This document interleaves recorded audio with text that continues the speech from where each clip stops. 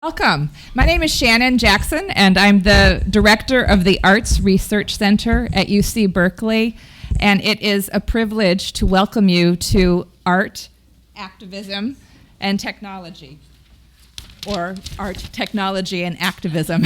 And the relationship amongst those three terms are what we are going to be exploring throughout these series. Before we begin, I wanted to just give a brief introduction of the logic of the series. As many in this room know, the Art and Technology Colloquium has been for 17 years a prime site for energetic, dynamic, cutting-edge, unorthodox, often humorous, provocative thinking on the role of art and technology and the many intersections therein. Some of you in this room also know that the Arts Research Center at Berkeley that I run has been working across arts departments and art centers on campus to create collaborations that challenge the boundaries between and amongst art forms and also activate relationships between the UC Berkeley campus and the wider Bay Area arts community. So this year, when we decided to give the Art and Technology series an activist focus, we thought it made enormous sense for the Arts Research Center, given its focus on the role of art and social change. It made sense for all of us to join forces and to join with the Berkeley Center for New Media in curating this series. As I said earlier, this is all part of a celebration of the free speech movement, the 50th anniversary of the free speech movement on our campus.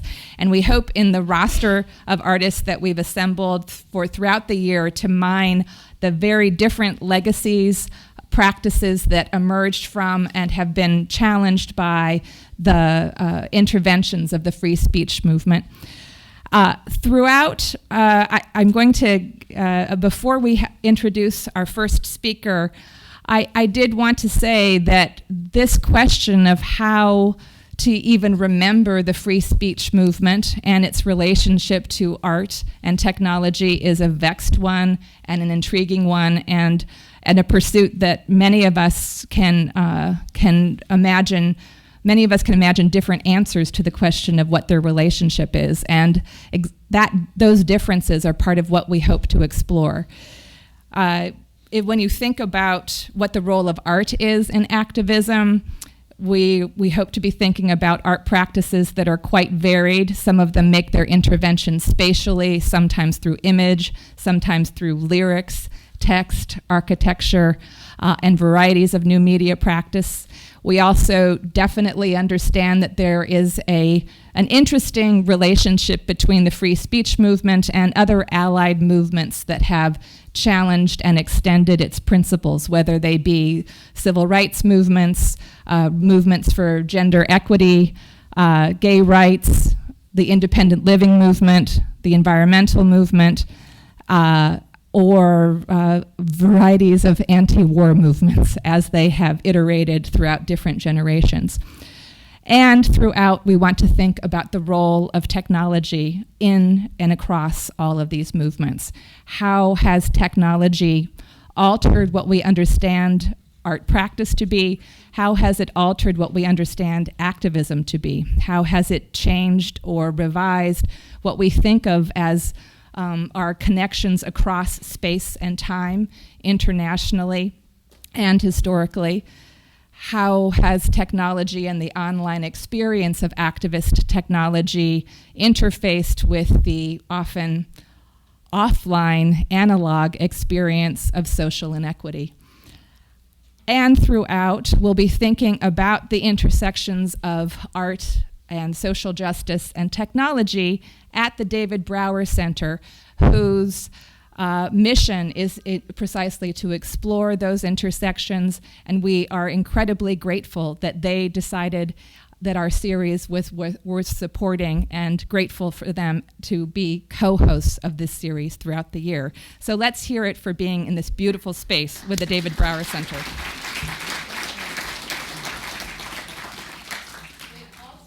Asked me to ask you to fill out your questionnaires before you leave. questionnaires where we hope you'll think about this series, and also we invite your questions and dialogue after. We're hoping that this series today and now helps us think most actively about the next phase of life in a world together, the next phase of what it means to sustain life on this planet and livable lives in a world that we share together. So without further ado, I'm going to welcome the ATC founder, Ken Goldberg, to introduce our first speaker. Ken.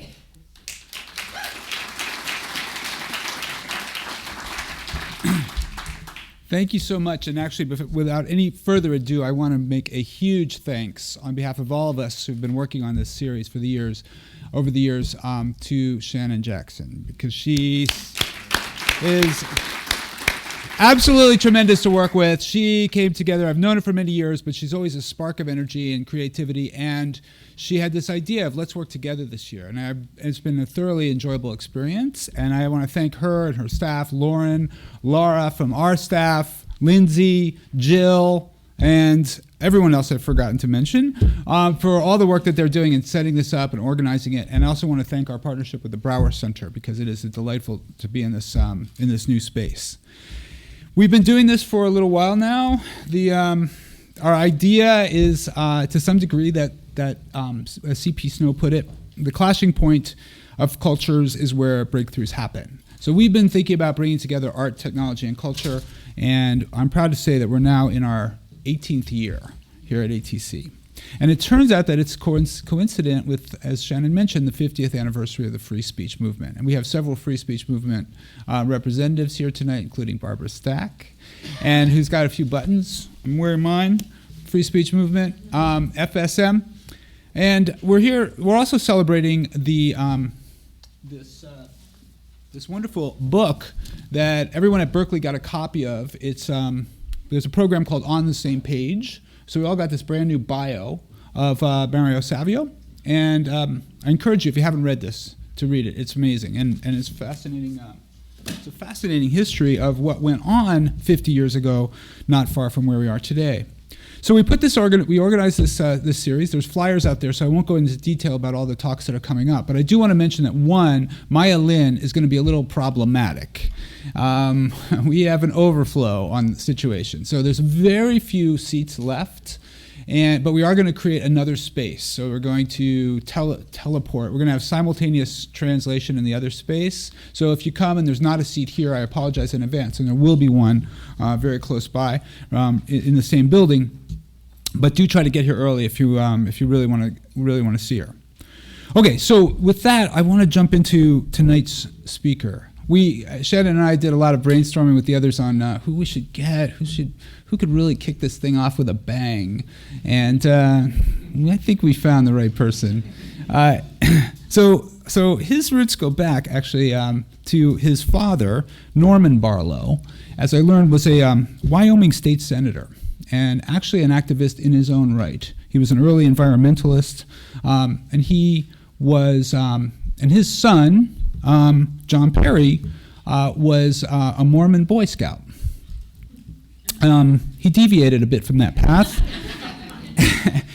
pretty early on, and pretty much, I believe, was asked to leave Wyoming for a period, so as not to tarnish his father's reputation. So he was sent to boarding school in Colorado, where he got into further trouble, but he also made the acquaintance of one Bob Weir. And the two of them did some experimentation, various things. They got to meet Timothy Leary around this time. And they went to New York, where they ended up meeting up with the Grateful Dead in Champagne A-Go-Go, a club in Manhattan. And that led to a long-term friendship. They he became a very close friend of the group, and as almost everyone knows, became a lyricist for the Grateful Dead and penned some of their most memorable songs, including Estimated Prophet, one of my personal favorites.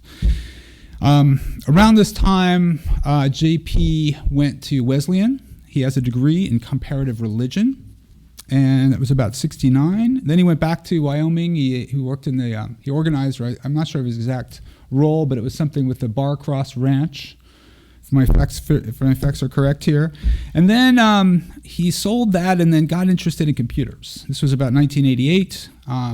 And in 1990, a few years before the explosion of the World Wide Web, he and Mitch Kapor founded the electronic, here we go, this is Timothy Leary, and there's my Grateful Dead slide, okay, and good. He and, actually let's go here, he and Mitch formed the Electronic Frontier Foundation in 1990, and that has continued to be a huge force for freedom of expression on the internet and freedom of speech. So it's extremely appropriate that he's here with us tonight to really celebrate this idea of free speech more broadly and how it intersects with technology.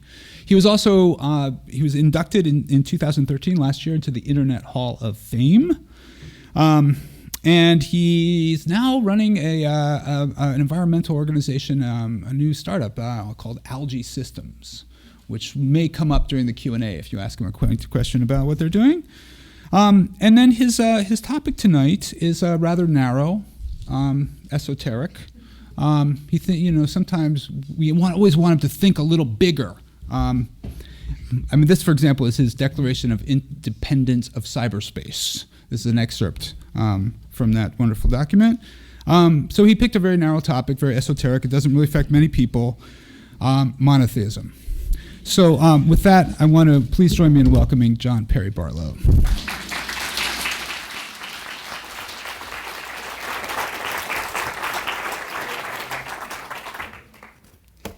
Now,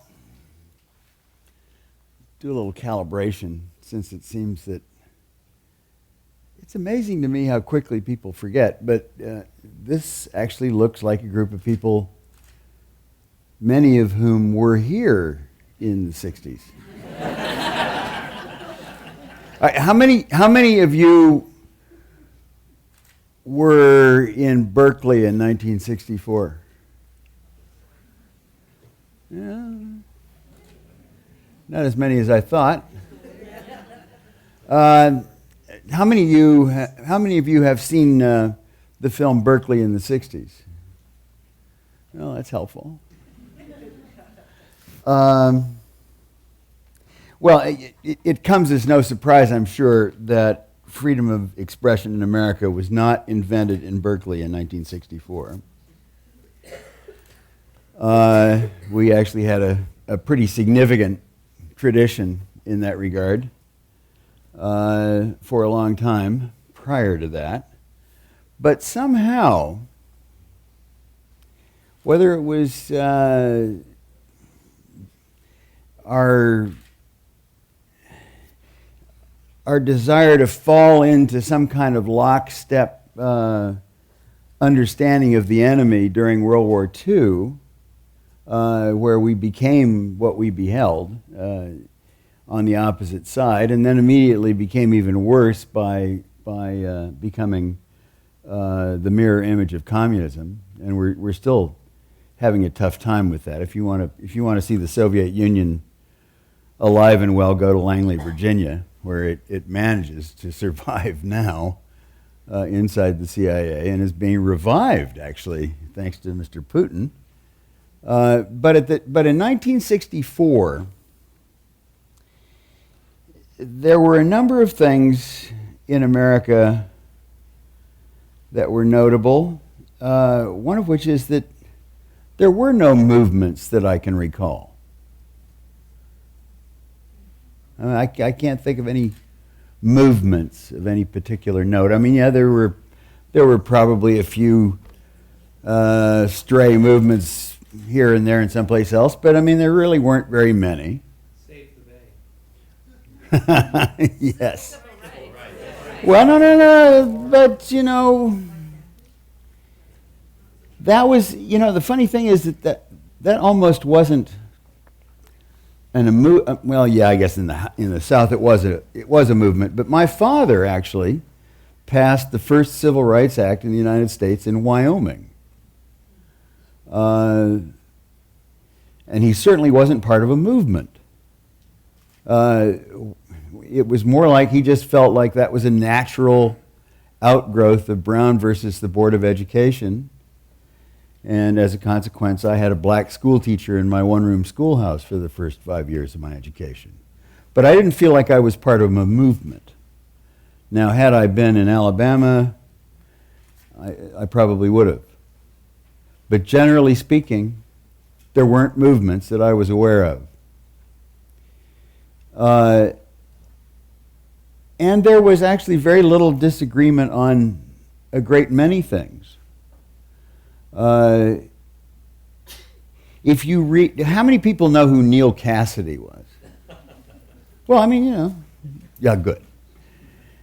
If you read Neil Cassidy's letters from prison, you know, I mean, there's the guy that was the inspiration for most of the beatnik literature, for that entire movement, and then jumped over and was, you know, I remember him driving the bus that became that which was everything that was hippie.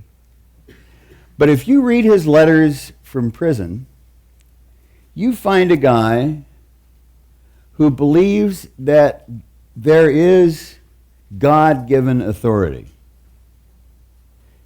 And in fact, you find very few people in America who don't think that there's God-given authority at that point.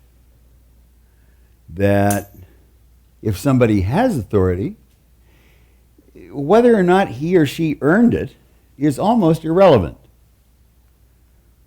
They had been given it as part of a great white column of descent with God on top and you on the bottom, and nobody asked very many questions. And something happened in 1964 and 1965. And I can think of a lot of things that it might have been.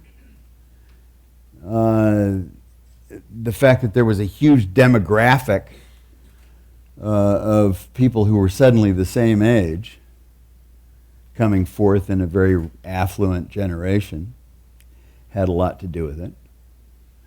Though I remember, you know, being in the very remote area of Wyoming and being with my Mormon Boy Scout troop and knowing that we were different from the people right a year older than we were. That there was something different about us and we didn't even know what it was yet. We certainly were not having any trouble with God-given authority at that point. But we felt a resonance in ourselves. And that resonance was being felt everywhere in America, everywhere actually, as it turned out, in the world. For reasons that, you know, are kind of mysterious, but nevertheless, there they were. And I know that I first started to respond to that when I saw in the hardware store in Pinedale, Wyoming, a Honda motorcycle, a 300cc Honda motorcycle that I could afford. And I bought it with my haying wages. And everybody else that was in my Boy Scout troop went out and bought Honda motorcycles or other kinds of two-wheel conveyance.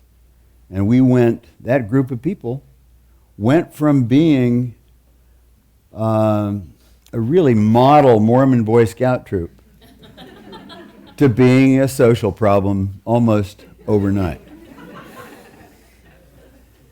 Now that is in the micro. And that sort of thing, in this completely isolated way, was happening in a lot of different places. Now, I don't know why. And I think it's interesting to speculate because I think that part of what I've learned over the course of my life is that mind is not something that is contained strictly in the cranium. It's something that perhaps the cranium receives, and mind is much larger. But In any event, we started to feel something happening, and what that was, more than anything else, was the sudden realization that when Westmoreland or Nixon or Johnson or any one of a large number of people got on television and told us that something was so, they no longer had the ability to make that stick. Suddenly, they had lost that ability. And the reason that they had lost that ability primarily was the result of something that had started much, much earlier.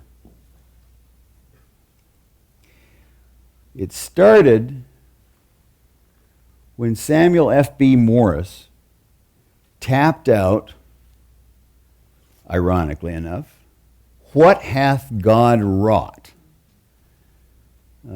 in Washington, D.C., and somebody in Baltimore, Maryland, was able to read that instantaneously, and for the first time, human beings could be in the same place mentally, in the same place informationally, without being in the same place in real time.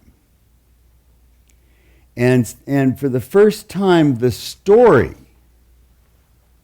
that had been the basis of all the great monotheistic religions, the idea that there was a truth that was incontestable, started to unravel because there were other stories that could be told immediately from the scene. And that reached a kind of head that didn't really become, if you're dropping crystals in a solution, they will melt and melt and melt and melt and melt. And then at a certain point, you'll drop in that crystal and the solution will supersaturate and crystals will start to form. Sometime in 1964, it felt to me like Berkeley, California was one of the places where it happened. People suddenly realized that they no longer believed most of the stuff that they'd been told. And that the people who'd been telling them that stuff did not necessarily have the inside track on anything. And that if they weren't lying explicitly, they were often lying to themselves, or they were part of large organizations that were really good at lying. I wish Dan Ellsberg were here tonight. It's been my great honor and privilege to spend an awful lot of time working with Dan lately. When EFF became a little too conservative to fund WikiLeaks after the embargo was slapped down, somebody said, "Well, why don't you could open up a merchant banking account, Barlow. You could fund them. People would trust that." And I said, "Oh, I don't know. I think I'd probably want somebody else that they trusted even more." So I asked Dan Ellsberg, and then we asked Glenn Greenwald, and we asked Laura Poitras, and we asked John Cusack and Shani Jardin and various others, and put together another organization recently that has been responsible for bringing Mr. Snowden out into the public eye and putting another rather major nail in the coffin of everybody believing the same thing.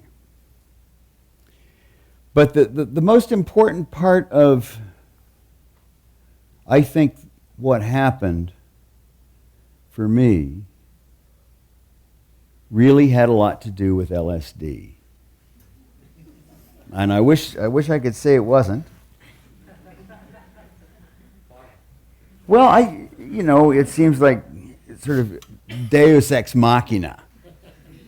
You kind of feel like, oh, geez, that's a cheap trick. Why would some chemical be the thing that finally unraveled 2,000 years of the primary organizing principle on the planet? But I guess it's like that. I do happen to believe that there is a God of sorts, mostly on the strength of the practical jokes that it plays on human beings. And, it would be just like the Almighty to do something like that, now that I think of it. But I know that when it first started to hit around here, it hit right at that moment that there was a simultaneous skepticism about the war, and there was an astonishing unwillingness on the part of the University of California to allow any one of a number of very obvious things to be said out loud on this campus. I mean, it's very difficult to imagine now how strangely rigid everything had become.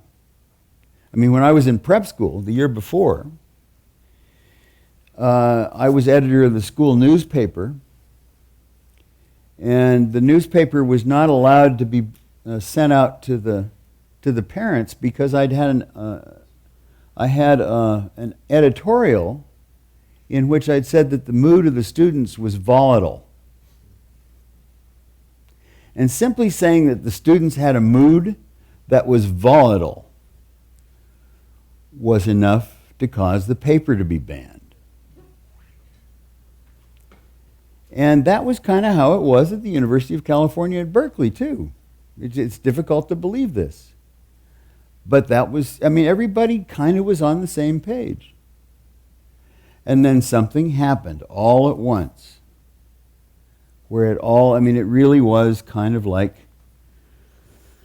the emperor's new clothes, and it was partly because of this fellow Mario Savio, and I've been looking at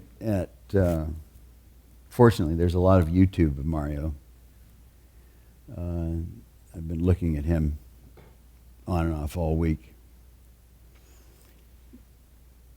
He's not the greatest orator, particularly, and what he has to say is not so extraordinary. But the fact is that he says it on the basis of an authority that is his alone. He says it not with conveyed authority. He says it because it's the truth. And you can clearly see that he is basing it on nothing else than the truth, and that's all that is required. And that was different, believe it or not. That was not how things had been. Suddenly, there was the possibility of other truths being uttered. Now, what happened next? And very briefly, I'm going to go through this quickly, because I actually, by the way, I want this to be, to the extent possible, I want this to be a conversation. One of my objectives in life is to eliminate broadcast media, and I don't want to be one. So I do want to go back and forth, but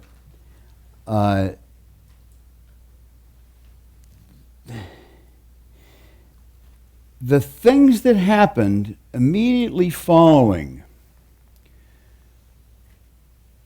the events down on Sproul Plaza, it's astonishing if you look at the footage of it. The way in which the government came out, there were troops down there.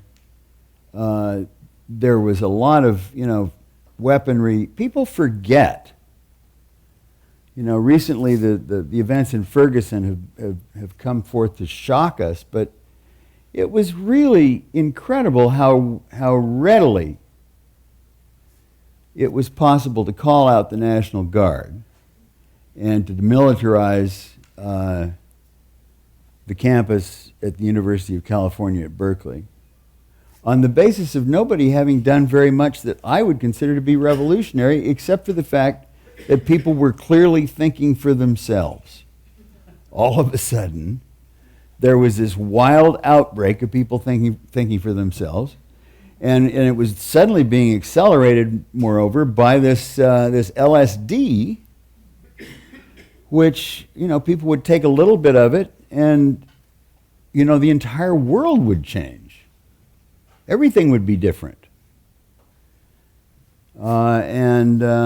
Even Neil Cassidy, who up to that point had been writing letters from prison, trying to get himself right with a very moralistic God, as soon as he took LSD, he realized that he was God along with the rest of it. We're all just masks that God wears, and everything was different. It was so different that it was terrifying. I think, if some of you, I can see a number of you are old enough to look back and think about how much it felt, to me anyway, that we were kind of driving the entire culture over a cliff sometime in late 1967. I felt like, in the summer of 67, and certainly in the summer of 66, I felt like, the springtime of truth was so powerful and abundant and good in all of its workings that no harm could possibly come of it. This was one of those great winds that blew absolutely no ill. That was silly. And I actually thought for a while that the age of Aquarius was upon us, that everybody was going to, basically on some internal spiritual level put the daisy into the barrel of his rifle, and that would be that. I really underestimated monotheism. And I underestimated, in many respects, all of the ways that it had of keeping itself intact, and all of the ways in which the nation state had organized itself, and all of the ways in which basically every power relationship on the planet had been negotiated up to that point in a way that was practically invisible to everybody. But nevertheless, the only power relationship that would seem to be open for negotiation was between communism and what we called freedom, and that was a negotiation that was so inept that we thought the only way we could carry it out was by threatening one another with ending life on Earth. That's pretty crazy. But that was how we were negotiating in those days. Now, what's happened since, fortunately, is that everybody has recognized that this is going to be a much longer process than I thought it was going to be in 1967. That it is not going to be the case that everything is going to be different overnight. On the contrary, all of those things, all of those cultural vectors that have managed to stand themselves up and keep order in this society and many others are going to stay intact for a while, and best they do so. while we come up with another way of governing ourselves that is much more based on consensus and something that is essentially horizontal and pantheistic, something that is based on the web rather than this column that starts with God on top. But what's happening now, that I think that people are puzzled that I would say that there is something, that there's anything wrong with monotheism, given how aggressive it's being, and how firmly on the rise it seems to be. I've been doing a lot of work lately in Alabama, and I swear to God, I can't figure out how they fill up all those pews. I mean, there is so much acreage and pew space in churches in Alabama. It's a continuous marvel to me. And, to be thinking about the end of monotheism in the presence of that does require a certain breadth of mind. But I'm telling you that the reason that there is so much pew space, and the reason that we have ISIS, and the reason that we have 9/11, and the reason that we have so many truly beastly things going on a geopolitical basis, is because we no longer have monotheism intact to fall back on. And the three great monotheistic religions are having at each other in this moment of their sense of calamity and collapse, because they feel that everything, so much of what's been power, so much of how power has worked, has been based on the ability of somebody to have a book that told the truth. And it was that book and the truth that was in it, and that set of people that told that truth or interpreted it over the course of time, those were the people that counted. And suddenly, you have a world where anybody, anywhere, can try to figure out what the truth is about anything and seek it to a degree that is completely unprecedented in human history. I knew Jimmy Wales when he was still sort of trying to figure out. He didn't really have much heart for small-time internet pornography. He wanted to do something better than that. And he decided that he was going to start Wikipedia, and I knew him then. And he told me the idea. And I said, well, Jimmy, I have a very positive view of human nature. I think that human beings, basically do love the truth. But I also know that, as Mark Twain said, a lie can circle the planet twice while the truth is still putting on its pants. And with the internet, this is going to be much worse. And what you're going to have, if you're going to have this sort of encyclopedia where anybody can say anything, what you're going to have is like the biggest pile of misinformation, disinformation, lies, argument, stupidity. It's just going to be, it's going to make everything that you like to think is good about humanity is going to go out the window. This will be so bad. And yet, now, when I read Wikipedia about anything that I know, I find that when I get to that entry, it tells me pretty much what I think is true, if I know anything about it at all. And I notice that the people that are more expert on the subject are out there trying to correct it constantly.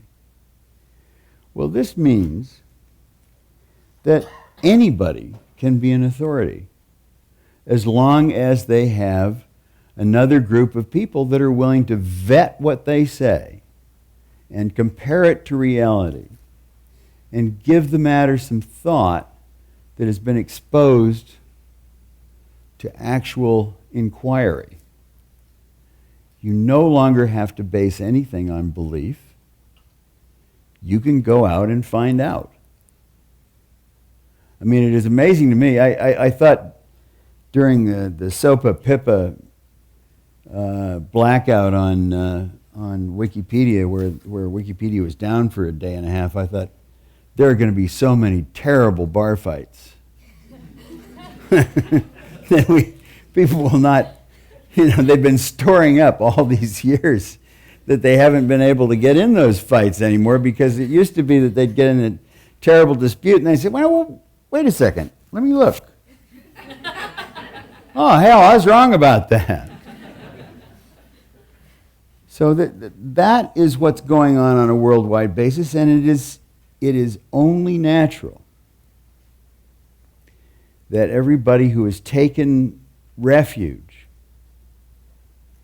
in the idea that there was somebody who could be in charge, that, actually found some comfort in the notion that there was a universe and it was run by an abusive father. I don't know why they thought that was okay. But all those folks that believe that are now having a very hard time believing it. And as Nietzsche said, a fanatic is somebody who has half lost sight of his original intent. A fanatic is somebody who is no longer in full possession of his convictions. And that's what we have going on in much of the world at the moment, where we have people who are willing to blow themselves up readily, rather than confess to the doubts that are now, riveting them in ways that doubt never used to riven anybody. And this makes for a time that is going to get, I would say, worse before it gets better.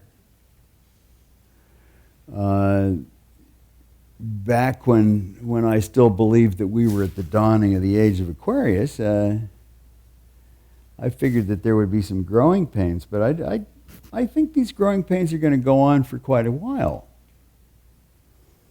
And I don't think that we know yet how to deal with horizontal authority, or authority that's based on consensus, or for that matter, authority that is primarily female in the way in which it operates. Since, the old method was one that had a lot of imposed will attached to it. Women tend to, God bless them, tend to think that the best way to figure something out is to gather as many together and figure out across a network, a horizontal network, what the truth is. And that's the way in which the future is going to work, I think. And it's not going to empower the men that much. And it's only natural that the worst of us are going to, start behaving as we are, which is very badly. And probably, as I say, worse. Now, on that sunny note, let me try to open this up to free speech. I mean, this has been a fairly rambling discourse. I must tell you, I had a day yesterday at the hands of the aviation industry that, were there a God and were he punishing people in some kind of Old Testament way, he could not have come up with a better way to make me suffer than I did yesterday. So I'm a little scrambled, but Now, with your help, we can maybe linearize this discussion a bit, and we talk about, something more focused than simply my belief that monotheism is coming to a crashing end, and is going to have a hard time while it does so. Now, I don't like the idea of there being if we can have these mics so that they can circulate around. They don't have wires on them, right? No, they do not. Good. So if we could do the talking stick thing, I would appreciate that. And grab that other mic and put that out there. No, just stick it out in the audience someplace. I got one. She's got one. So, I've known you for a long time, and I am interested that you said you believe in God.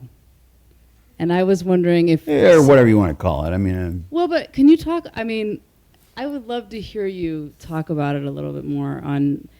when you say whatever you want to call it, because if you're thinking about monotheism, and can you just talk a little bit more about if you believe how you believe in God? Well...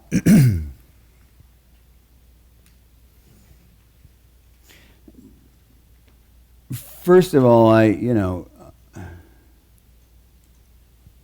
did get that motorcycle.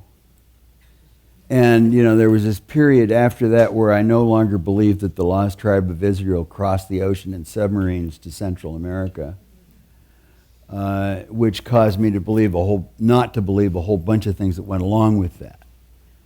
It made me think that not only was the Book of Mormon kind of a curious document, but it is. I recommend it, I tell you. Whew, there's some stuff. But, the Old Testament is kind of crazy. Yeah. Truly. And so for a long time I was just, I kind of threw the whole thing out, but I felt this terrible spiritual loneliness that I'd been a very good Mormon up to that point, actually.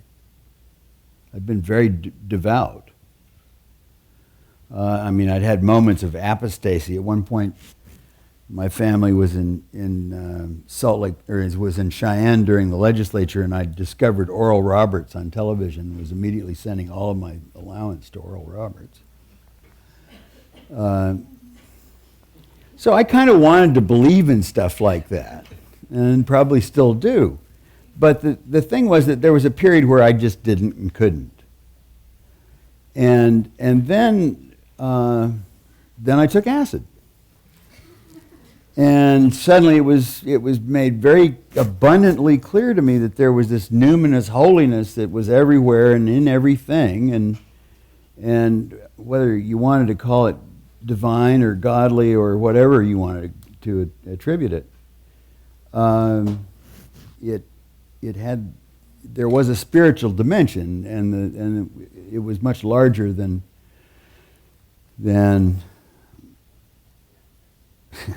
what was readily manifest.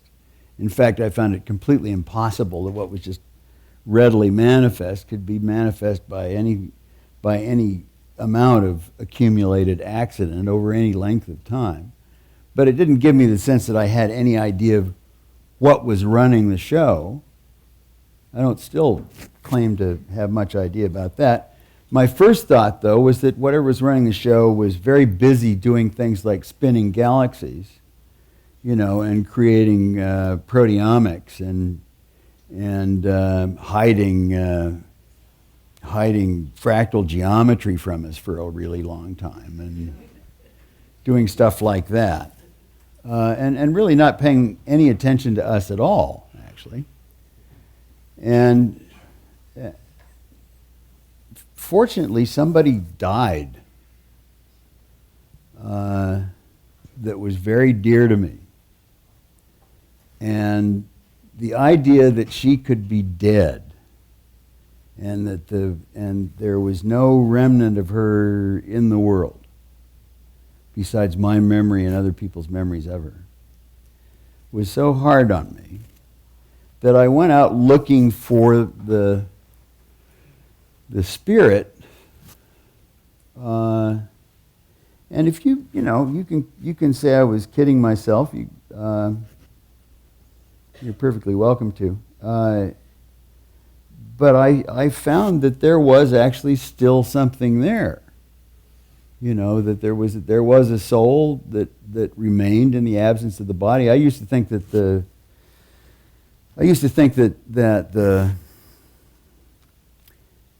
what we called the soul was an artifact of the squishyware. It was like software that ran on the. I believed in the big spiritual dimension, but I didn't think that what we called the soul existed per se. I just figured it went down as soon as the body went down. And yet, suddenly I found that there was evidence that there was this other thing that was still in existence that was her. And that it was more like she had come into the world, as we all, I think, do, sort of poking up through the spiritual membrane and having the body accumulate around the soul rather than the other way around. Not at the behest of God or anything like that, just because on the other side of the spiritual membrane it's all love, and here there is fear and doubt and death and hatred and all those things that give love a dimension. And so, this world exists so that one will have a framework. The physical world and all of its horror exists so that the rest of it will make sense. And I wasn't going to discuss that, actually, but I do think that we come into the world in order to go on loving despite all the evidence that love is weak, and that it's also stupid, since sooner or later you will lose everything that you love. That's inevitable. Everything you love will die. And why would you want to go on loving in a world like that? But that's precisely why we're here, in my opinion.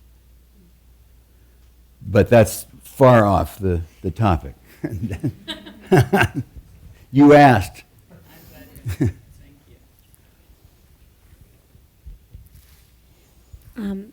What you're saying makes a lot of sense. I'm just wondering how this would scale.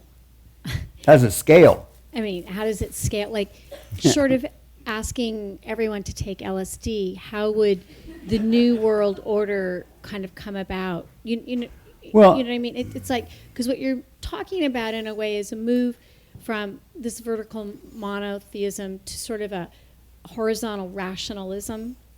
And there's still probably going to be a big hole where people, where their spirituality is. And how do they have that life? And how do they create a new world order to accommodate that? It scales. Or how would you see that happening? I call this is probably just, fantastic narcissism. But I see it working for the rest of my species much the same way I see it working for myself. I believe very strongly in the scientific method.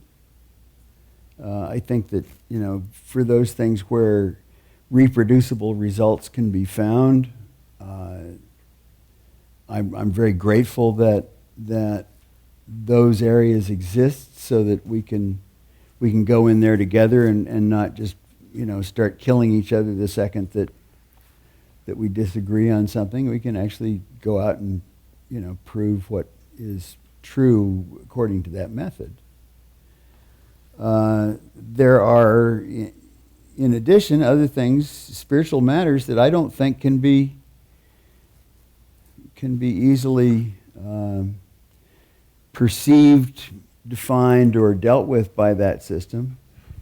But I don't really think that it's a very good thing for there to be churches, per se, telling you how to do I mean, I think it's really much better if you can come to your own relationship with that, over the course of time, and not put yourself in a position where you can waive the power of that which creates the entire universe against your fellow man and say that you speak on behalf of the universe and they don't. That sort of thing has always ended badly. And I think that we're reaching a point where there isn't going to be very much of that anymore. But we have to have other things that we can use for points of agreement.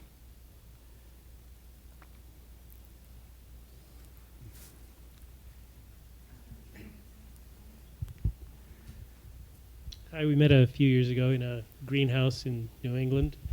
A bunch of very interesting, positive people there. Say some stuff about algae. Okay. One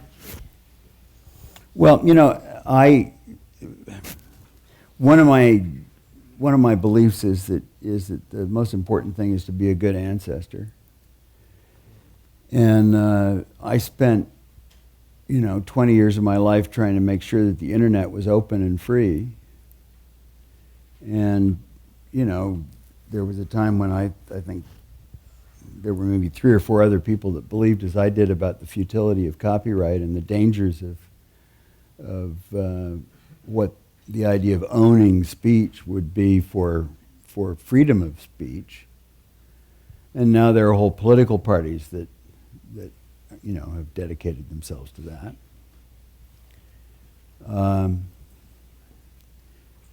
Excuse me, I hate to nail you, but why? Are you leaving? Is it, all right, am I boring you or you need to go to the bathroom? No, we need to go home. Okay, all right. I'm trying to figure out whether there are people that say, God damn it, that guy is just like so irritating. Or saying stuff I can't stand. No, it's... I didn't mean to pick on you. Sorry. Dang, of all the people to ask. Yes. No, yeah, excuse me, I'm sorry, algae. So, I beg your pardon. So I'd done all this stuff to keep the internet free, and I felt like that was, I'd done about as good a job as I was going to get done there. And I realized that the real problem suddenly seemed to be not freedom of expression, but the fact that things were happening to the physical world that were really kind of dangerous and crazy. I really do believe in climate change, and I really do believe that there's a water crisis, and that's going to get a lot worse. And I thought, well, I've still got enough time left in me that I could go out and do something that would make a difference that is completely different from what I've been doing. And I thought if I could come up with a method for creating carbon negative fuel and energy positive water, then that would be a good thing to leave the world with. Because if you think about it right now, the way in which fuel and water work, they're at odds all the time. The more energy you get, the harder it is on the water supply. I mean, corn ethanol takes, a gallon of corn ethanol takes about 2,000 gallons of water. A lot of people think of hydropower as being relatively benign, but it takes thousands and thousands of gallons of water that evaporate in those reservoirs to produce, 1 kilowatt of power. And I could go back and the amount of energy that is consumed in running blowers through aerators in the traditional method of cleaning up sewage is crazy. If we just stopped doing it that way, we'd have a hell of a lot of energy left over. So I just thought I would dedicate myself to trying to find ways to deal with those problems by getting people to recognize that CO2, for example, is a resource. It's not a waste product. And that nitrogen and phosphorus are resources. They're not waste products. I mean, there's nothing that is a waste product. Waste is a verb. And Buckminster Fuller was right. So I've been dedicating myself to trying to make systems that recognize that everything is circular and, don't rely on the government to try to get us to behave in a way that will stop, climate change or anything else. I don't think the government is together enough to do that. But I think that we can come up with economic systems ourselves that will, and that's what I'm trying to do. Down in Daphne, Alabama. I was wondering, you talked about how 40 years ago, you thought things would we'd reach this age of Aquarius, and then 40 years went by, and now you think it's going to be longer. Hypothetically, though, I don't know. Is there anything that any dream scenario you could imagine that would change that? Like, what would that be? Well, there are miracles taking place all the time that are dimly recognized. I mean, I spent the first 40 years of my life assuming that at some point during my lifetime somebody was going to fuck up and hit a button or just trip over one maybe and let loose, 18 to 20,000 warheads all at once. And that would be the end of life on the surface of the planet, and I would get a chance to see it. And I think everybody kind of assumed that. I mean, how many of you grew up thinking that was going to happen? Duck and cover. Yeah, I mean, look, what a weird way to grow up, huh? We don't even talk about it. Strange scar that we have. So, there's this miracle that already took place, which is that I no longer believe, well, Putin is starting to make me wonder, but I no longer believe that the world is going to blow itself up with nuclear weapons.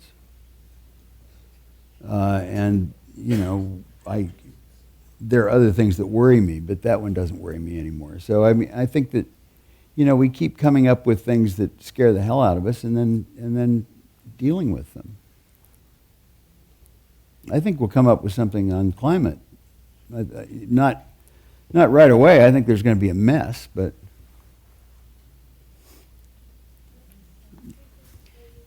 I think, I have the who's got the talking stick? Okay.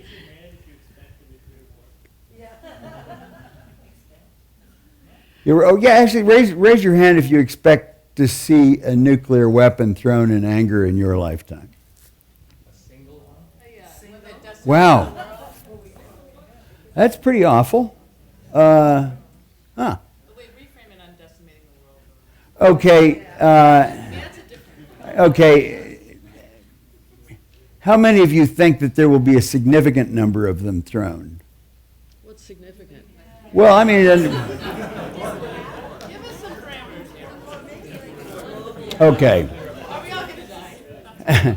How many of you think that there will be enough nuclear weapons fired in our lifetimes so that it has a devastating effect on the species population of the planet of one sort or another? Well, it's not limited to nuclear. I mean, there could be any number of things that somebody might release into our universe, and I'm always amazed that somebody hasn't.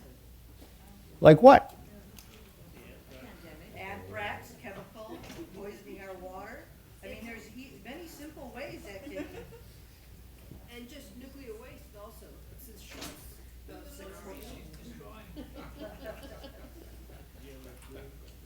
yeah. So far, so good.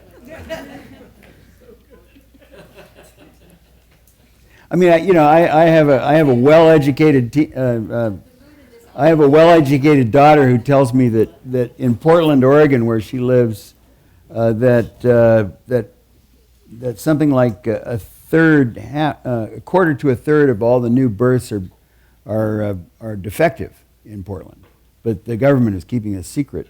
And the reason that this is happening is because of water from Fukushima, which is, right? And I said, well, first of all, I mean, if that were happening, I don't care what kind of government we got, you'd have a panic going on in Portland that would be really off the charts. And second, you know, there are probably about 800 tons of highly tritiated water that get poured into the Pacific Ocean from Fukushima every day, which is bad. But do you have any idea how many tons of water there are in the Pacific Ocean? I mean, try to do the math there and tell me that, you know, you're going to come up with enough radiation to make a difference. It just doesn't compute. I mean, you get way more I mean, I got vastly more radiation yesterday flying around than any of us have ever received from Fukushima. Do you have this talking stick up there? Yeah. Okay, there you go. I think that you said that it was best that the structures of domination, monotheistic structures of governance, would stay intact until we come up with a more networked way to govern ourselves. And you proposed Wikipedia, I think, as a somewhat, God, a model a model of a kind of anarchic form of government. So, you know, it's really interesting ideas. The idea that the internet can set us free, networked governance. But we've also seen, and I know you're a pioneer of fighting this, that the internet has also offered access to governments and corporations to dominate us. So isn't there a battle between the internet as a structure of domination versus a structure of liberation? And how do we fight that? There has been I mean, when I first realized what the internet was, I think it was in 1985. I first got a sense of what the internet was, and it was, I saw that it was the most liberating thing that had ever happened, you know, in the history of humanity, and it was also potentially the most enslaving because it was going to be really, really good at watching everything. And, you know, part of why I started EFF was to try to deal with that. But, you know, the reality is I think, I don't necessarily think that knowing everything is bad as long as everybody knows everything about everything. You know, what I'm trying to do is to make sure that governments and institutions are as naked as people. I want to have there be symmetry in this. I don't really have a terrible time not having any privacy myself. I mean, I come from a small town in Wyoming where, you know, everybody knew everything. You know, but we had mutually assured destruction. You know, if I wanted to get, you know, moralistic about somebody's skeletons, they knew where my bodies were buried too. Now we've got another matter. We've got large institutions that can know everything about us, and we don't know anything about them. So I think it's absolutely critical that we get to understand how they're working and what judgments they're making with that information, and whether they're even able to make any judgments. I mean, I've been working with the intelligence agencies, you know, even as we've been suing them. I've been working on consulting to them for 25 years, trying to get them better at understanding what was actually going on in the world, since I think that was the original idea. And they just get worse and worse at it. The more data they have, the more confused they become. So having all this information is actually not going to be helpful at all. You know, in terms of making them good at being dictatorial.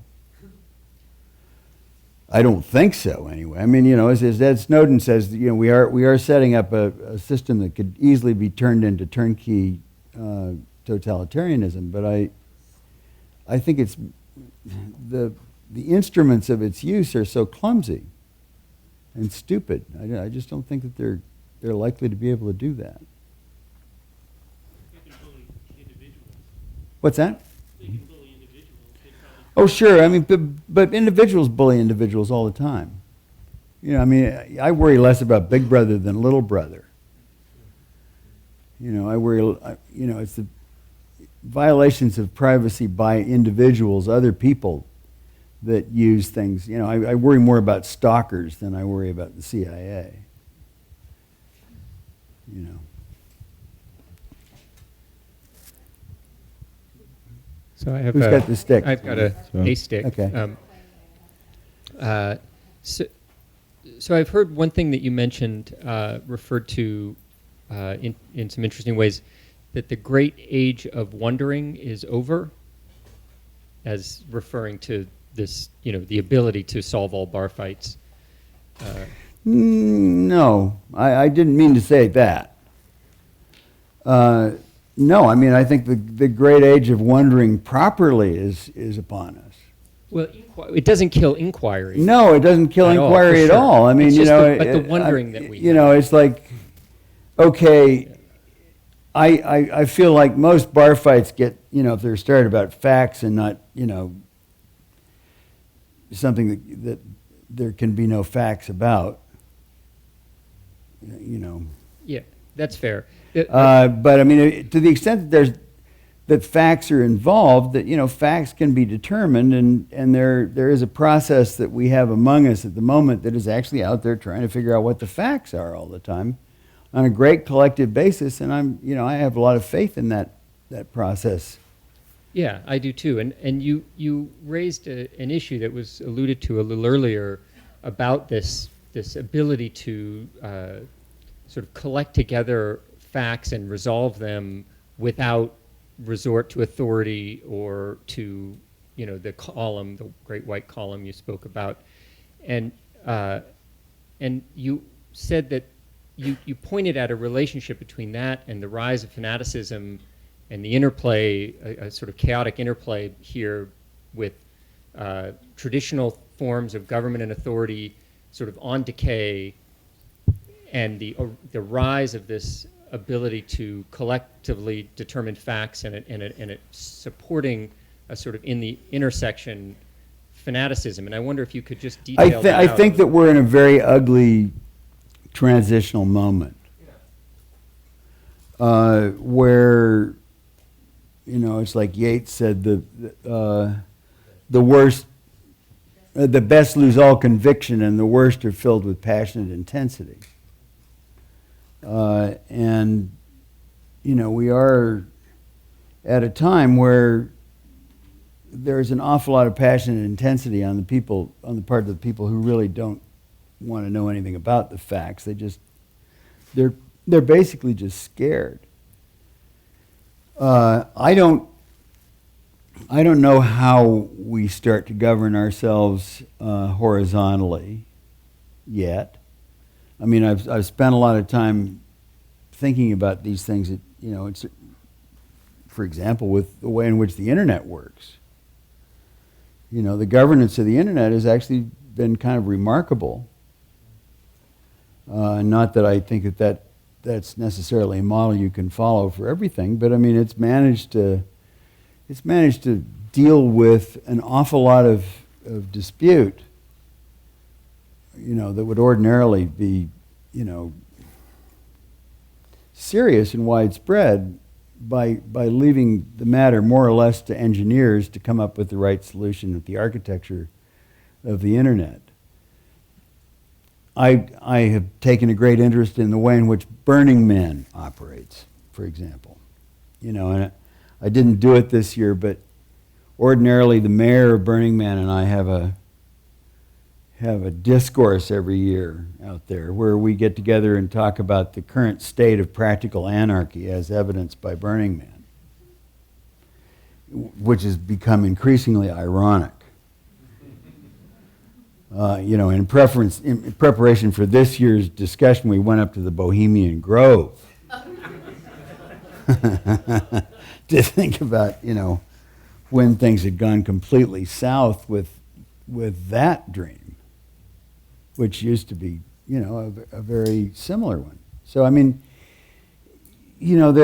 I don't know how we start to govern ourselves better and better horizontally. I think that we're starting to see evidence of that, though. I mean, just in little ways. That, for one thing, you're seeing a great return of power in a useful sense practically to the neighborhood level, and the nation state is going away, but the city state is having its greatest renaissance since the Renaissance.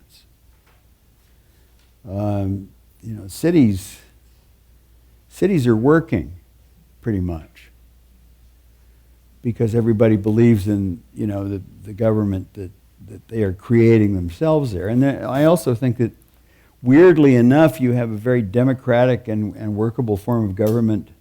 This will doubtless get some people disagreeing with me, but I think Google actually consists of everybody that's in it, everybody that's asking questions.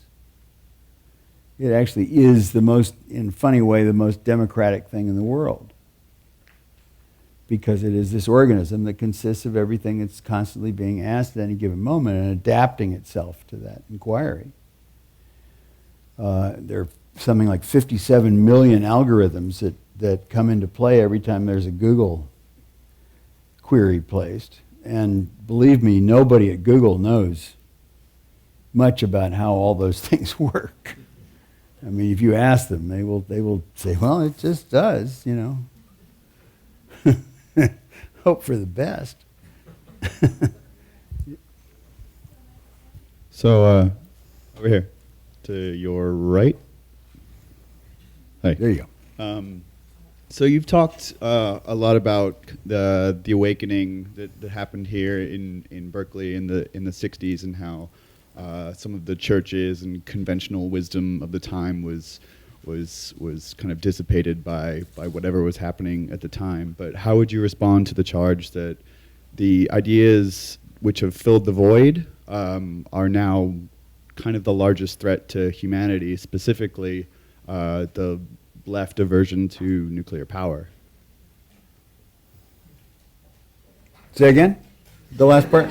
So I've been born into a planet that's been ruined by the previous generation for me, and one of the largest challenges right now is we don't have a clean source of energy, and we're still in this cycle of oil wars and destroying the natural resources, and a lot of that is the result of aversion to nuclear power being developed in the 60s and 70s because of the hippie movement, and a lot of that which started right here in Berkeley. No. So what do we do about getting rid of those ideas?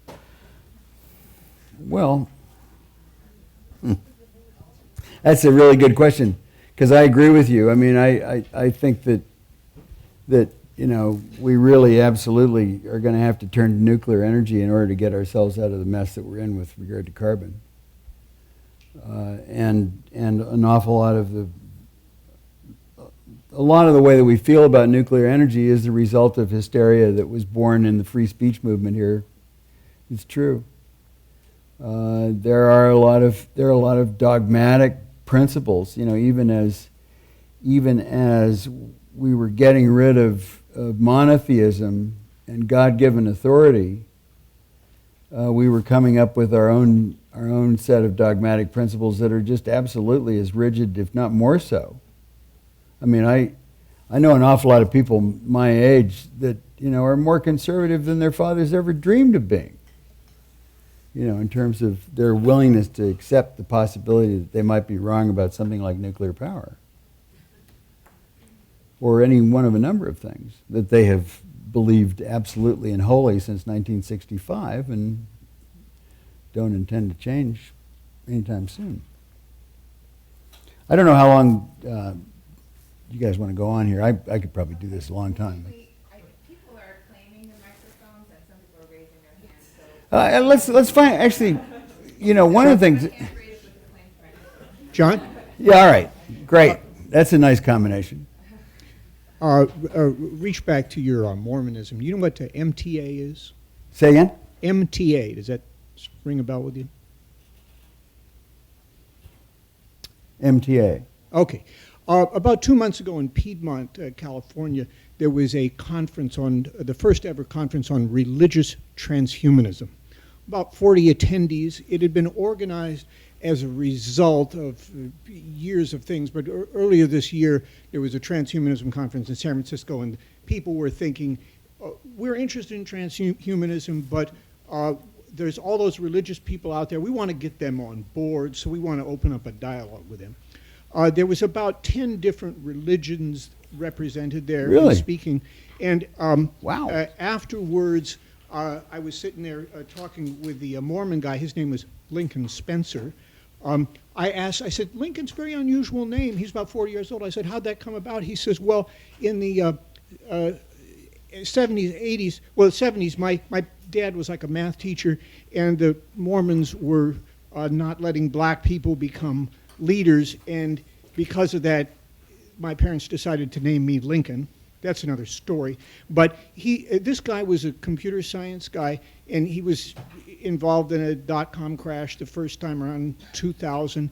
And he says, so MTA is the Mormon Transhumanist Association, and he was one of the creators. And I said, how did it come about? And he says, well, our religion teaches us that we will become gods. And I don't know much about Mormonism. I was learning as he was talking. And so he says, myself and my friends, would you just get together, and talk and say, what is this? How could this actually... The question might be, do you know about this? No. No. I mean, I do know that one of the things that I don't believe about Mormonism anymore is that we all get our own planet eventually.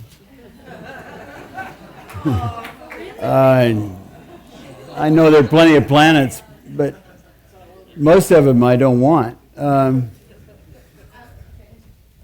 Okay, I have a very quick question, and the answer may be it was just a throwaway comment, but you made one comment that's making me crazy while I sit here. Good. While you were talking about, on the one hand, monotheism and sort of vertical authority, on the other hand, sort of networked power, and you said women are networked. They think this way and that way. And I'm wondering if you said that it was a nice thing to say, it was just the way your brain was firing, or if you really think that women are networked and I don't have my own sort of vertical power, or is there anything there that's worth talking about, or was it just one of those comments? There probably is. Can you talk more about it? Because it's making me fucking mad. I'll bet there's a lot more. Thank you. No, I mean, I was throwing stuff around pretty glibly there, but for example, I spent a lot of time in Africa trying to connect various countries to the internet in the mid-90s, and I was watching what was actually working societally in Africa, and what I was seeing actually working were these women's agricultural cooperatives that were really very horizontal, and they were, they didn't seem to have much. Yeah, there were some serious Oprahs kicking around in them, but they didn't seem to be, based on thuggery anyway. I'm sure there was bullying of some sort or another, but I just thought of that as being a nice model for how things could get done. But it wasn't sort of feminine. It was just, this was one example that was in your head when you said that. Yeah. Okay. No, I mean, it seemed like but it was definitely a female approach to, I mean, look, one of the things I've noticed about generally speaking, and I am speaking just generally, when there are disputes between men, we always want to win. When there are disputes between women, a lot of the time, they try to figure out what the dispute was about in the first place and solve the problem in many cases. And, so we're operating at cross purposes between the sexes a lot of the time, because we're trying to beat you and you're trying to figure out why. Do you think that has anything to do with how we're raised or cultural? Do you think it's genetic? I mean, I don't know. Let's. I'm not going to get into that. We are starting into a whole other hour of discussion. Yeah, many hours. Many hours. Yeah, many hours. Yeah. But I do think we do have an opportunity, because one of the things we're going to try out now is we're going to go down to Jupiter. And anybody who wants to come down there, we're going to just sneak in the back door and see if we can commandeer a few tables. We're going to buy a couple of pizzas over there, just have an open bar. I mean, not open bar. Cash bar. Sorry. But I have a question. Sorry. Yes. Though I think if there's there may be a couple of people that have some desperately burning parting shot. Who's the desperately burning parting shot? I have one. Okay, burning. Go. I'm sorry. All right, wait. You've been waiting. Oh, I'm sorry. I've had about 3/4 of the time up, because I'm used to there being 2 mics and people making speakers list and alternating between mics, which is the way it's done in Citrus. And so part of your answer to how religion works is, the priest and elders or somebody who actually sees these little nuances work where people don't get frustrated. But anyway, going all the way back to this, how churches work, they're essentially face-to-face ethical communities that people join, and they're not worried too much about the theology. Most churches are just tolerant. They'll put up with whatever theology the priest comes up with, as long as the priest and the elders makes everything work well. If they're good churches, yeah. But there's also the question which you raised before: what about the theology? What do we move on to? You called it pantheism. If you want to go to the ultimate pantheism, we'd go to, everything in the universe creates everything else, which we call cosmic democracy. And I think that essentially sort of replacement for the creator God is where we're moving in the 21st century. But the problem there is that requires sort of deep philosophy, deep math. We're up against Kurt Gödel, which means that whatever model you make, it's going to be incomplete and perhaps inconsistent. And so they're just sort of going to keep constantly being turned over, and this is going to frustrate a lot of people. And so sort of improv, very much less sophisticated answers are going to be what most people put up with. And so that's where the classical, God says, here's the answer, it's really simple, you don't have to worry about it, maintain social power. Yeah, yes, exactly. I mean, the other thing that happened to me at a certain point, I was saying that I believed that there was this great architect, that was doing stuff like, Avogadro's number and various other things that made the universe work in the way that it did. But I couldn't imagine that it would have time to deal with the likes of me in the process. And the person I was talking to said, well, anything that can do that can surely have time to deal with you as well, which seems plausible, and I think it probably does. It's just that I think it's probably blasphemy to say that I know anything about what it thinks outside of the fact that it seems to have a dark sense of humor. That's it. That's all I know. And it's really good at what it does. Are you saying that natural law is natural law because it is decreed by a supreme being? Decree sounds awfully... Humanist. Yeah, that sounds like... Cause? I think that there are... Pie is pie. I don't know how pie got to be pie. But it has this wonderful property of going all the way out to the sort of the infinite horizon without ever repeating itself. That's so cool. You know, and I don't know whether God did that or what did that, but I really like it. One burning question in the top. Go Thank you. I'm going to completely spare you my lecture about why nuclear power is a silly diversion. Amory Lovin says it much better. But could I ask you to say something about the mechanics, about how a healthy pantheism would dissolve fervent, fanatical, monotheistic structures, including some very strong institutional structures and very passionate believers? Well, that's a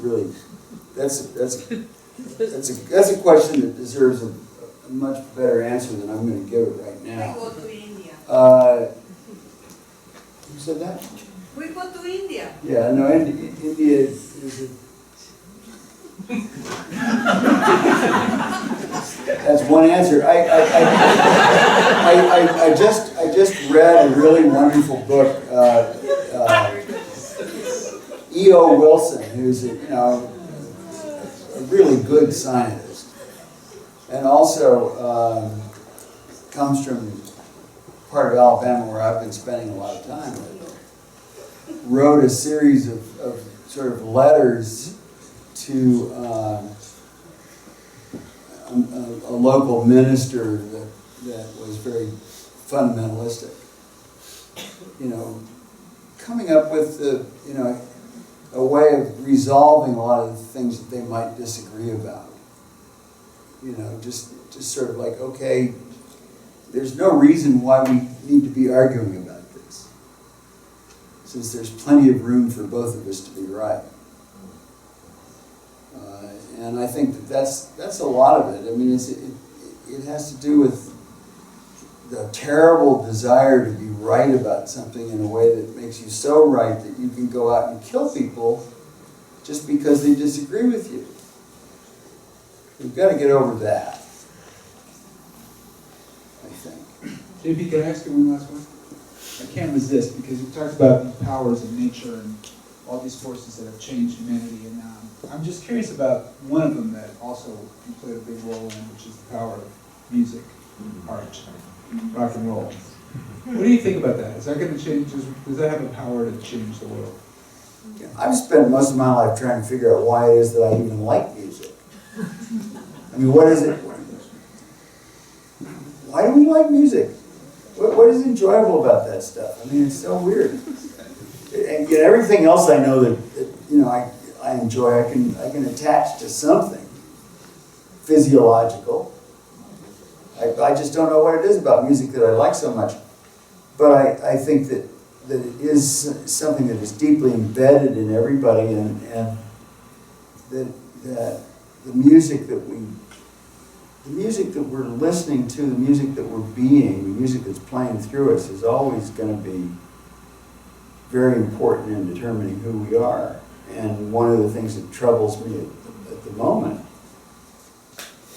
is that we have this unbelievable cacophony of musics, which I love the idea of in principle. But, you know, it's babble in the musical sense. There's no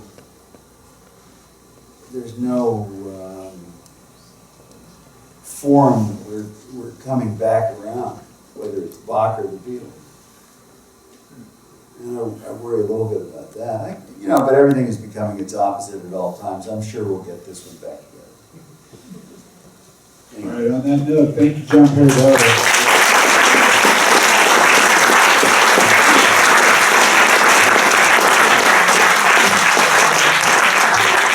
Thanks for the opportunity. That was really great. Thank you all for coming, and we'll see you at Jupiter.